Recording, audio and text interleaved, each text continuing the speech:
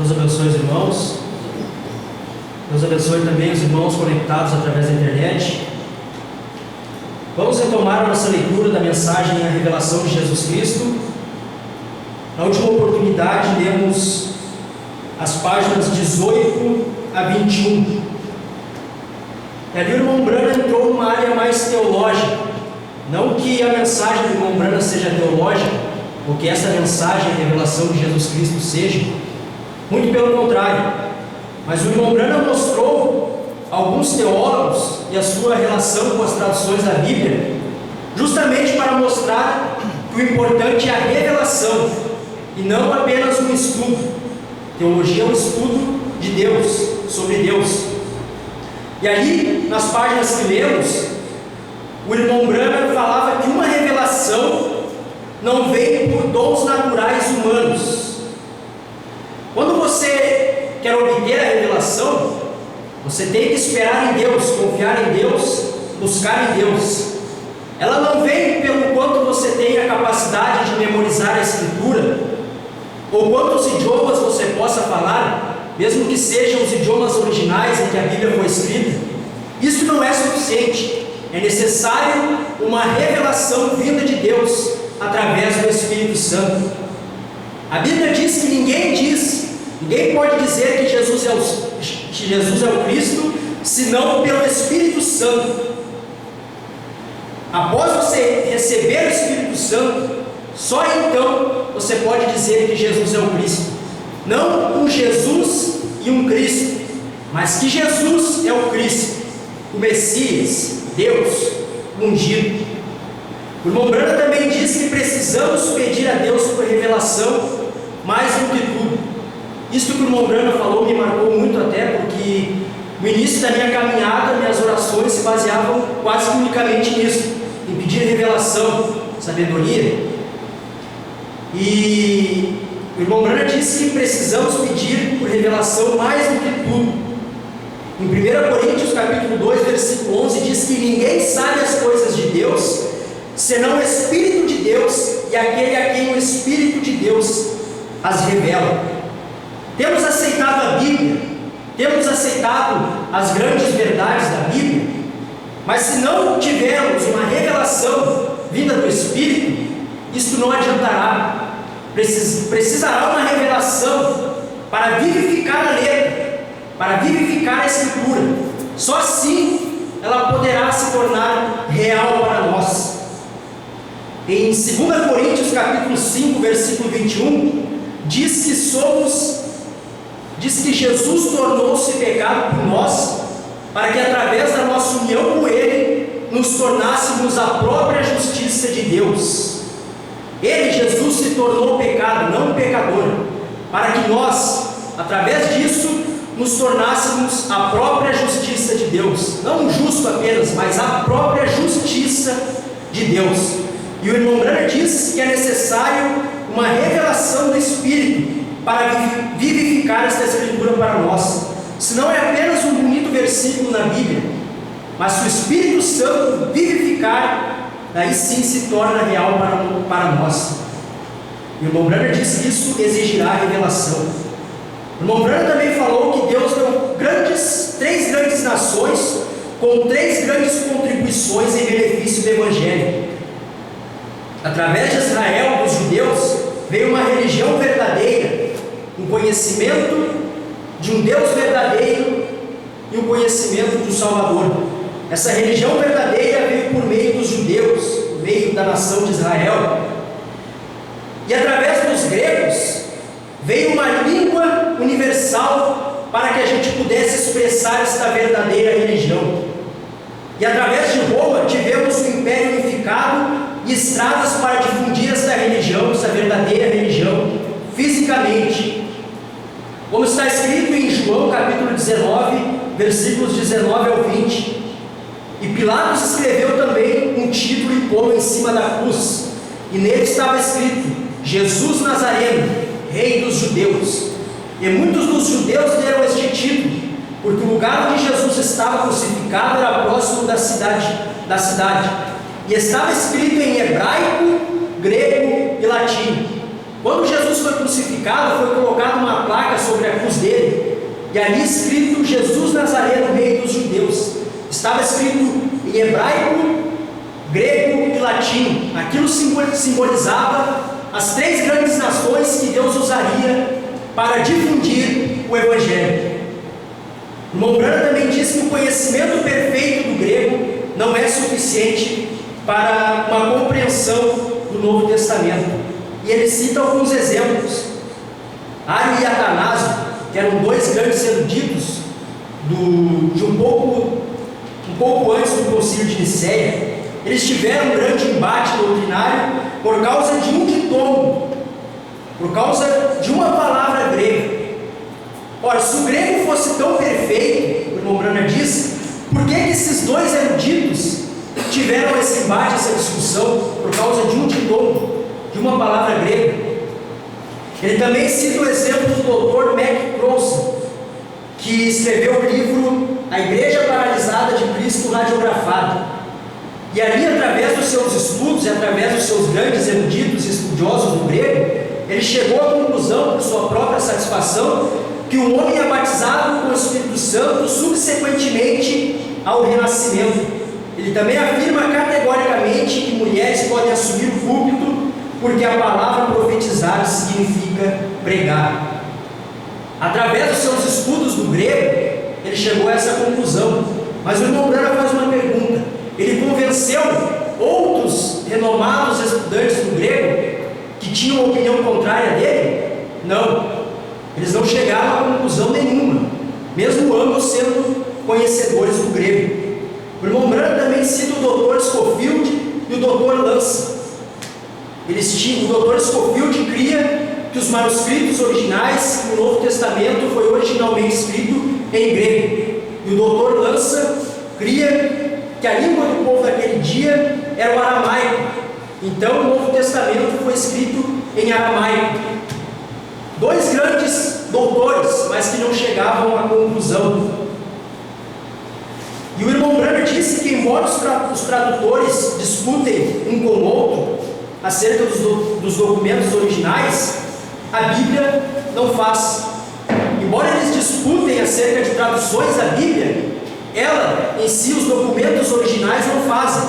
E eles citam um exemplo. A Bíblia Rei Tiago, que é mais conhecida como a Bíblia King James, ela foi traduzida a partir dos documentos em grego, e a Bíblia do Dr. Lance a partir dos documentos em aramaico.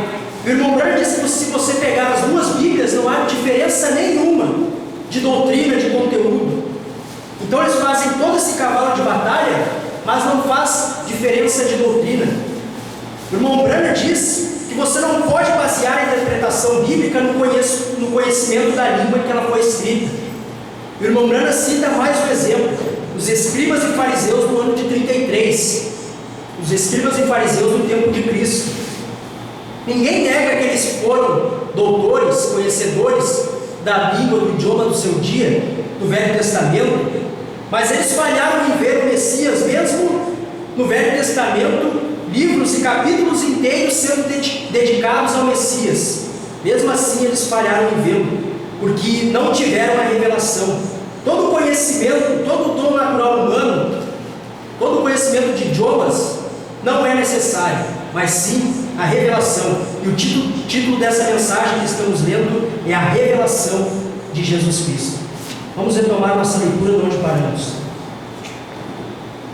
O irmão Branham diz: nós agora chegamos a uma conclusão. Conclusão essa que já encontramos na palavra.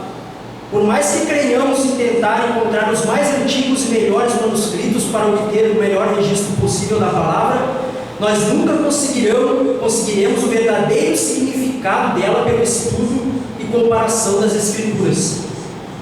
Por mais sincero que sejamos, será necessária uma revelação de Deus para trazê-la à luz. Isso é exatamente o que Paulo disse, as quais também falamos, não com palavras de sabedoria humana, mas com as que o Espírito Santo ensina. 1 Coríntios capítulo 2, versículo 13. A verdadeira revelação é Deus interpretando sua própria palavra ao vindicar o que está prometido. Agora, que ninguém se engane pelo que eu disse e pense que eu não creio na exatidão da palavra como nós a temos hoje. Eu creio que a Bíblia é exata. Jesus autenticou completamente o Velho Testamento quando andou aqui na terra. E ele foi compilado exatamente como foi o nosso Novo Testamento. Não se engane acerca disso. Nós temos a infalível palavra de Deus hoje e nenhum homem se atreva a tirar dela ou adicionar a ela. Mas nós precisamos do mesmo Espírito que a deu para ensiná-la a nós. Como necessitamos de revelação pelo Espírito. Não precisamos de uma nova Bíblia, não precisamos de uma nova tradução, embora algumas sejam muito boas, e eu não sou contra elas, mas precisamos da revelação do Espírito. E graças a Deus que podemos ter o que precisamos, pois Deus quer revelar sua palavra a nós pelo seu Espírito. Que Deus possa, pelo seu Espírito, começar a nos dar contínua revelação vivificante e prevalecente. Se a igreja somente pudesse obter uma revelação fresca e tornar-se, por ela, a viva palavra manifesta, nós faríamos obras maiores e glorificaríamos Deus, nosso Pai no céu. Libertos do pecado. Apocalipse capítulo 1, versículo 5. Aquele que nos ama e em seu sangue nos lavou dos nossos pecados. O irmão Branham diz: a palavra lavou, na realidade libertou. E em seu sangue nos libertou dos nossos pecados. Isso não é maravilhoso? Mas você tem mentalidade espiritual? Você compreendeu isso? Foi seu próprio sangue que nos libertou completamente de nossos pecados. Não foi sangue humano, foi o sangue de Deus. Pedro chamou de sangue de Cristo, Paulo chamou de sangue do Senhor e sangue de Jesus. Não 3 pessoas, mas uma pessoa. Aí está essa revelação novamente. Um Deus. Esse Deus Jeová onipotente desceu e fez para si um corpo por meio do nascimento virginal e habitou nele, para que pudesse ser o sangue de Deus que nos livrasse, nos libertasse inteiramente de nossos pecados e nos apresentasse imaculados diante dele com grande alegria. Quer um tipo do Velho Testamento? Vamos voltar ao jardim do Éden. Quando chegaram as primeiras notícias da glória de que o filho Adão tinha se perdido, enviou Deus um anjo? Enviou ele um filho? Enviou ele um outro semelhante a nós? Não, ele próprio veio para redimir aquele filho perdido. Aleluia! Deus não confiou seu plano de salvação a outro, ele confiou unicamente a si mesmo. Deus se fez carne e habitou entre nós e nos redimiu para si mesmo. Somos salvos pelo sangue de Deus. O Deus eterno habitou em um corpo mortal a fim de tirar o pecado. Ele tornou-se um cordeiro a fim de derramar seu sangue e entrar dentro do véu com ele. Considere isso. Uma vez que é o sangue de Deus, é sangue perfeito. E se o sangue perfeito está nos libertando do poder da servidão e corrupção do pecado, então a libertação é perfeita e completa. Portanto, agora nenhuma condenação há. Quem intentará acusação contra os escolhidos de Deus? É Deus que nos justifica, nos declara justos.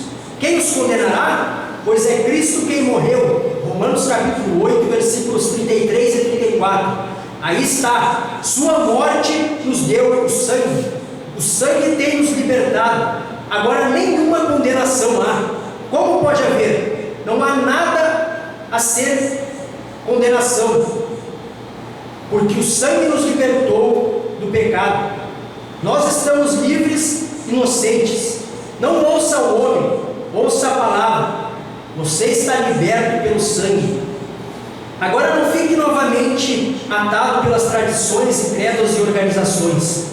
Não vá se desencaminhar por ouvir aqueles que negam o poder da palavra e negam que Jesus salva, cura e enche do Espírito Santo e de poder. Vocês, homens de Deus livres, libertos pelo seu próprio sangue.